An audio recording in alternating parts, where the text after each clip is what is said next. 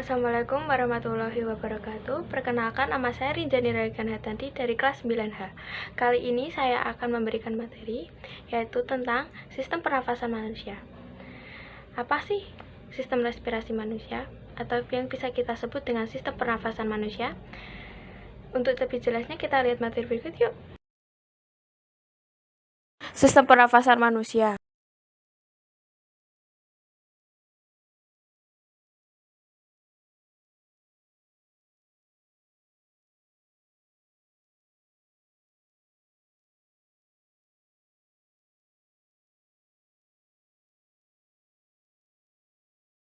Sistem pernafasan manusia merupakan proses usaha organ-organ pernafasan mengirimkan oksigen yang diperlukan dalam tubuh untuk proses pembongkaran energi dan menghasilkan karbon dioksida yang harus dikeluarkan dalam tubuh.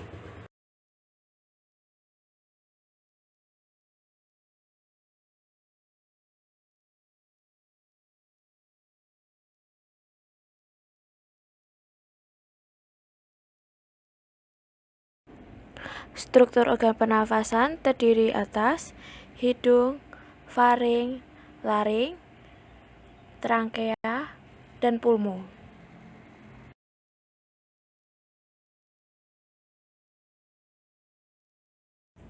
Hidung berfungsi sebagai jalur keluar masuknya udara.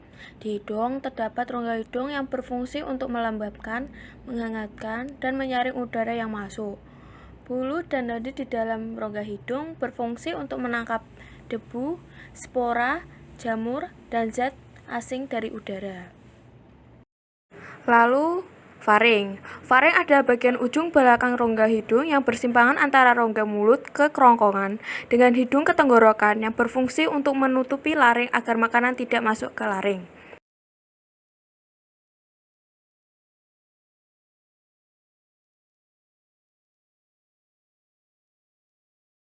Laring, atau yang bisa kita sebut sebagai pangkal tenggorokan, merupakan nama lain dari tenggorokan bagian atas, berupa tabung yang terletak di belakang rongga hidung sehingga menghubungkan keduanya ke trankea.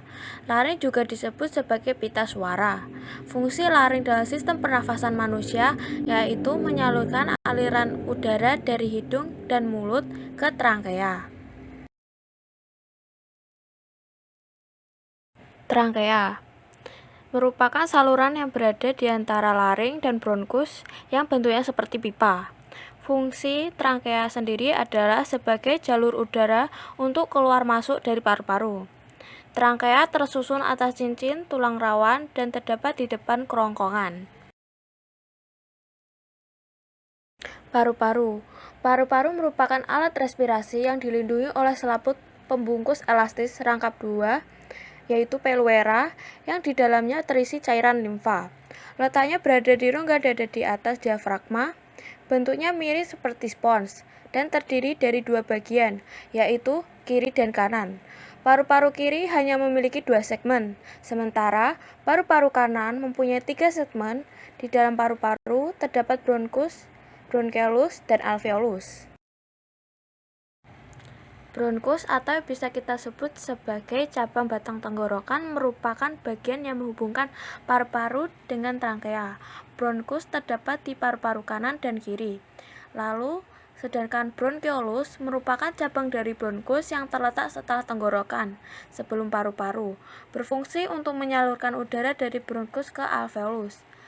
Sedangkan alveolus merupakan kantung berdinding tipis dan lembab di dalam paru-paru yang mengandung udara dan berlekat erat dengan kapiler-kapiler darah.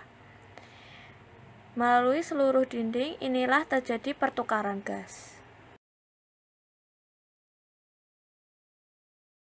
Macam-macam jenis pernapasan manusia terbagi menjadi 2, yaitu pernapasan dada dan pernapasan perut. Pernapasan dada terjadi karena otot antar tulang rusuk berkontraksi, sehingga rusuk terangkat dan akibatnya volume rongga dada membesar. Sedangkan pernapasan perut terjadi karena melibatkan otot diafragma yang terdapat pada rongga dada dan perut, yang dilakukan dengan mengencangkan otot-otot diafragma. Dan pada volume udara pernafasan pada setiap orang berbeda-beda, tergantung pada ukuran paru-paru, kekuatan bernafas, dan cara bernapas. Dan ini macam-macam jenis volume kapasitas paru-paru manusia.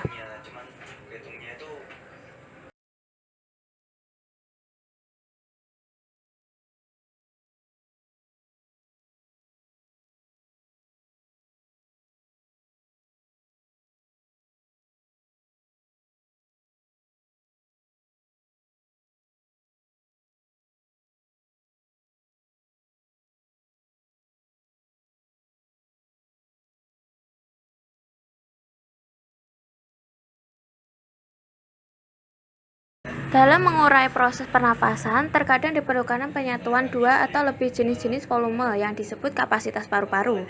Beberapa jenis kapasitas paru-paru sebagai berikut.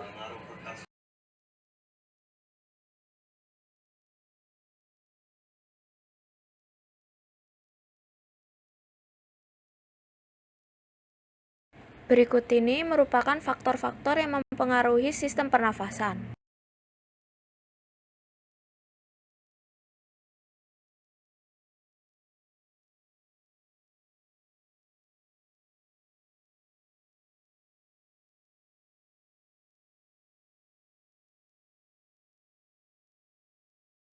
Untuk bisa bertahan hidup, manusia memerlukan bernafas, dan ada kalanya sistem pernafasan mengalami gangguan yang bisa disebabkan oleh faktor lingkungan atau dari genetik, dan ini macam-macam gangguan pernafasan manusia.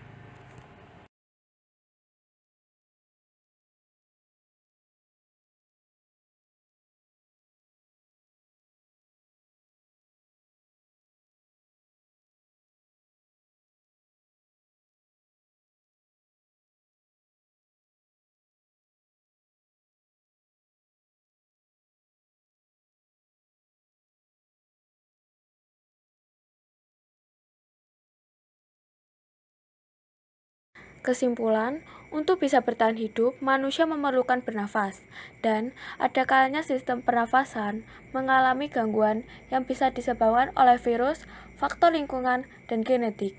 Maka dari itu, pandai-pandailah menjaga organ pernafasan apalagi di masa pandemi sekarang. Jangan lupa mencuci tangan, menggunakan masker 3 lapis, jaga jarak 1 meter, menjauhi kerumunan, membatasi mobilitas dan interaksi, dan menghindari makan bersama.